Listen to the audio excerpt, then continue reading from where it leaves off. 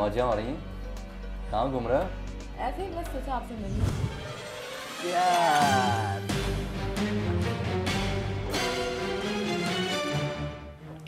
मजा आ गया महफिल का। देख लो, हमारे साथ गैदरिंग करोगे तो ऐसे ही मज़ा आएगा। सर का दर्द भी खत्म हो गया।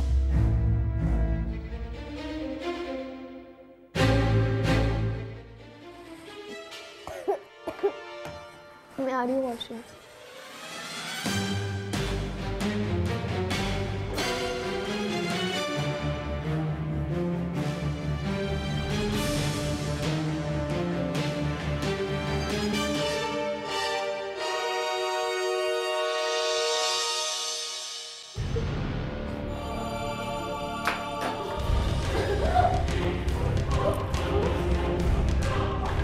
बहुत बन रही थी ना, बहुत ज्यादा तेरे में अंदर लक्षण था ना, बहुत पैसा खाया था ना तुझे।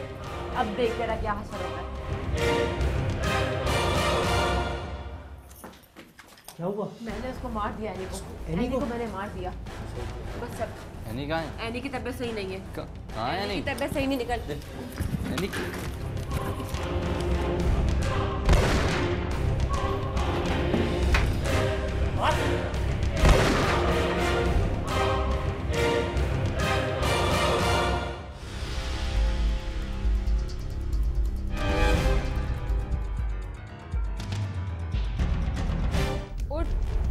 उठ फहीम, क्या नशे में पड़ा हुआ? होश में आ।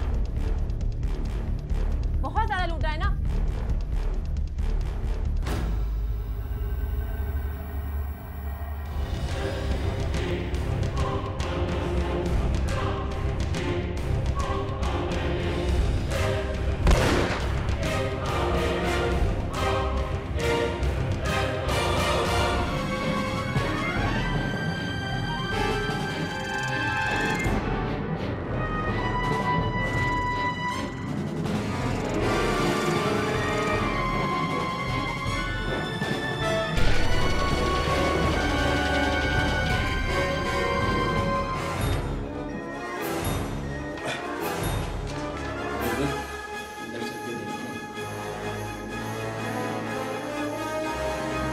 फहीम, फहीम।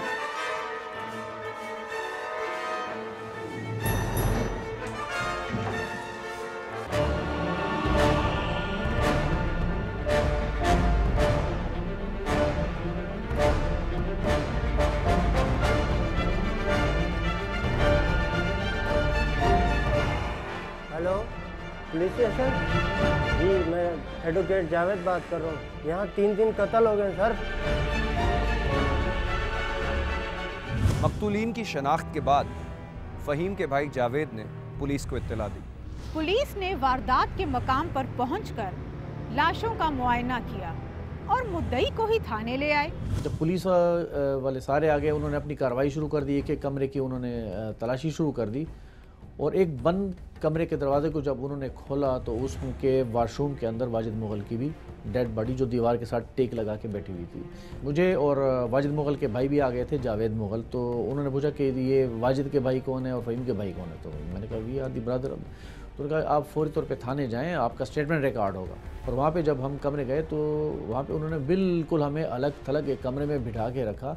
ना हमें बाहर जाने की इजाज़त थी और हमारे कुछ साथी जो अजीज़ मेमन और रऊफ़ मेमन थे उनको हमसे मिलने की इजाज़त नहीं थी। इस दौरान जनाब बड़ी तलखलामी भी पुलिस वाले से हुई, तो उन्होंने कहा हमें कोई इजाज़त नहीं है। तो ये सिलसिला जनाब 5 बजे से लेके 11 बजे तक हम वहीं पे थाने में कन्फाइन थे। फ़हीम के मर्डर के बाद मीडिया पे फ़हीम के हवाले से बहुत सी स्टोरी, नेगेटिव स्टोरी चलाई गई है, जिसको हम कहते हैं कि वो करैक्टर असैसिनेशन की गई है। हालांकि मीडिया का ये काम नहीं है। मीडिया का ये काम है कि वो वन साइड स्टोरी न चलाए, उसको कम से कम जितने भी उसमें है दूसरी साइड का भी उन्होंने वर्जन लेना चाहिए था। उन्होंने नाम से पूछा ना, वो हकायक पे गए हैं। यानी उन्होंने स्टेटमेंट ऑफ द अक्यूज़ के ऊपर वो स्टोरियाँ बना के चलें, जो बहुत गलत काम है। हालांकि मीडिया का काम है हकायक को आके सोसाइटी के सामने पेश करना, माशरे के सामने पेश करना। जो फ़हीम का केस है बहुत मजबूत है। इन लोगों ने खुद बग़ैर किसी टार्चर के, बग़ैर इसे, इन्होंने वॉलंटियरली पुलिस के सामने अपना कन्फेशन किया, एक बाले जुर्म किया है दोनों मुलजमान ने। अगर इनका ये इस वक्त आके ये मासूम बनते और कहते हैं तो हमने नहीं किया, तो फिर इनको फ़हीम के मोबाइल इनके पास कहाँ से आ गए? इन्होंने फ़हीम के जो ATM के ज़रिए जो पैसे निकाले और इनके पास वो कार्ड कहाँ से आ गए और जो वेपन है उसके ऊपर जो फिंगरप्रिंट्स हैं वो किन्होंने लगाए। तो ये सारी बड़ी स्ट्रॉन्ग एविडेंस है। इंशाल्लाह विद इन मंथ्स जो है ये केस ख़त्म हो जाएगा और ये अपनी सजाए मौत जो है वो उस तक के इंशाल्लाह मंतकी अंजाम तक ये लोग पहुंच जाएंगे जो इन्होंने 3 घरों के 3 कीमती अफराद को कत्ल किया। मकतूल फ़हीम के भाई जावेद का मौक़िफ़ आपने सुना, जो इस केस के मुद्दई भी हैं और वकील भी। इस ट्रिपल मर्डर केस की वारदात में तफ्तीशी ऑफिसर ने क्या तहकीकात की? इन्होंने एक स्टूडियो बनाया था जिसका नाम 90 डिग्री रखा था। उसका डायरेक्टर मकतूल वाजिद मुगल था, उसके साथ कुरतनैन उर्फ एनी जो मेकअप डिज़ाइनर थी, और तीसरा मकतूल फ़हीमुल करीम एडवोकेट KAC का था जो वहाँ पे कत्ल हुए थे। इनकी दास्तान ये थी कि ये मुख्तलिफ एडवर्टाइज देते थे मॉडलिंग की। ये खास करके रात को बुलाते थे लड़की और लड़के, उसके बाद ये मॉडलिंग कराते थे। जब ये मुझे तफ्तीश मर्डर की 6/9/2011 को मिली थी, हमें वहाँ से एक मोबाइल फ़ोन मिला था जो एनी का था और एक मोबाइल फ़ोन मिला था मकतूल वाजिद मुगल का। मॉडलिंग में लड़के जितने भी थे उनके फ़ोन नंबर मिले थे हमें, और कुछ तस्वीर थी जो कंप्यूटर से मिली थी। उस पे हम लोगों ने अपना इन्वेस्टिगेशन स्टार्ट किया था। जब इंट्रोगेशन हमने की थी जो मॉडलिंग की, उन्होंने काफ़ी लड़कों ने हमें ये इंकशाफ किया था कि इनका रेहान न्याजी के साथ काफ़ी अरसे से झगड़ा चल रहा है, कोई इनके पैसों का लेन देन है। उसके बाद हम लोगों ने उसको 72 घंटे के बाद उठा लिया। जब हमारी पिकट लगी हुई थी, जैसे घर आया हम लोगों ने, जब उसको उधर ही इंट्रोगेशन किया तो उसने कहानी बताई कि मेरे साथ तहजीन है जो 100 क्वार्टर में रहती है, जिसका वालिद पुलिस से सिपाही रिटायर है, तो सारा उसी ने किया है। रेहान न्याजी का जो हमें इंट्रोगेशन में बताया, उसका जो कहना था कि इसने बोला कि हमें नींद की गोलियां लाई हैं तो देंगे, इनके फ़ोन वोन उठाएंगे, जैसे हमें इन्होंने ख्वार किया पैसे नहीं दे रहे, हम भी इनको पैसे लेके चलेंगे। तेज़ीन इसको लेके बाथरूम में गई, बाथरूम में जाके इसका गला घोट के उधर मार दिया। बाथरूम में जब वाजिद मुगल गया, उसने बोला भाई इसको तो आप लोगों ने मार दिया। वहाँ जब वो मारने का नाम आया तो उसने पिस्टल निकाला। तेज़ीन ने बोला तुम लोगों ने हमारे साथ जातियाँ की थी, आज तुम्हारा भी आखिरी दिन है। तो उसने इसको झपटा मारा। झपटा मारने से जो रेहान न्याजी का कहना था, पिस्टल गिर गया, जिस पे इसने उठा के, रेहान न्याजी ने उठाया और उसने दबाया तो पहला फायर उसको लगा पेट में। उसने पिस्टल, फिर तेज़ीन ने पिस्टल उठा के उसने उसके सर में, आँख में मारा, दूसरा फायर, उसको मार दिया। ये हमने शहादतें इकट्ठी की है उस केस में, विटनेस के बयानात लिए, जिसके बाद चार्जशीट दाखिल की और इनको हमने अदालत में, अभी भी मेरे ख्याल में जेल में हैं। मीडिया रिपोर्ट्स और अखबारात के मुताबिक तज़ीन ने रेहान का सहारा लेकर अपने साथ होने वाली मुबैना ज़्यादती का बदला लिया। लेकिन जब तज़ीन से राब्ता किया गया तो उसका मौक़िफ़ कुछ यूं था। जरा ठहरिए, तज़ीन का मौक़िफ़ जानने से पहले इन्हें गौर से देखिए।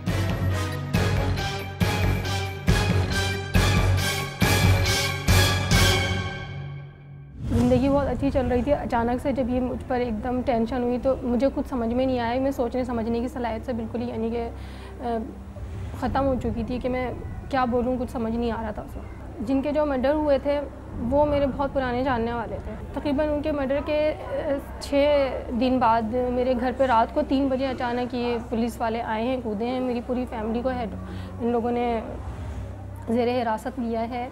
3 दिन इन्होंने हब्स भेजा में रखा है, मारपीट की है, मेरे साथ मारपीट की है, मुझे जेंट्स पुलिस वालों ने मुझे मारा है। और फिर मेरे घर वालों को, मेरी माँ को, मेरी बहन को उसके बच्चे को, मेरे भाइयों को, सबको उन्होंने तशद्दुद किया। तो मैं ये मंज़र नहीं देख सकी, उसकी ताब नहीं ला सकी, उनकी सिर्फ इज़्ज़त और उनकी जान बचाने के लिए कि उन पर तशद्दुद ना करें। इसलिए मैंने उनसे रिक्वेस्ट करी, प्लीज़ मेरे घर वालों को ऐसा कुछ नहीं करें, जैसा आप बोलेंगे मैं वैसा करूँगी। तो बस मैंने फिर इकरार कर लिया सब, यानी कि अपने ऊपर इल्ज़ाम नहीं दिया।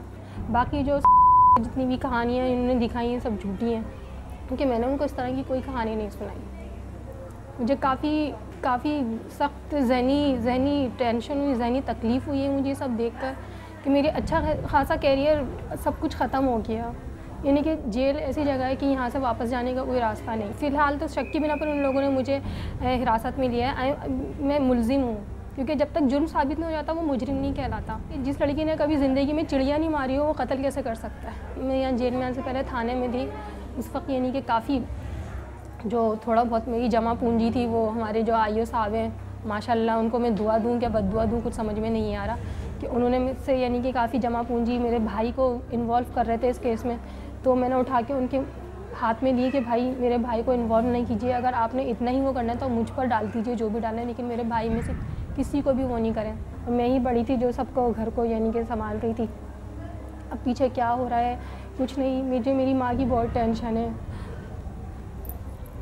बस मुझे यही याद आता है कि मेरी अम्मी जो बोलती थी बिल्कुल सही बोलती थी कि किसी पे भरोसा नहीं करो, ये भरोसा करने की वजह से सब कुछ हुआ।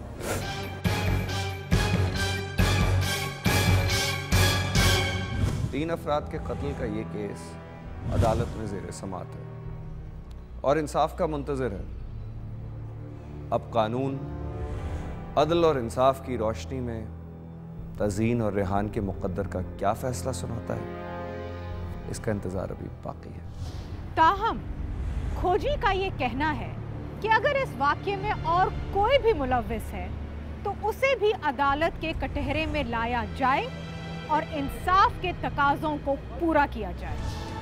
देखिए ब्रेक के बाद। लेकिन कोई पता नहीं चला। अब पूरे साल होने वाले हैं।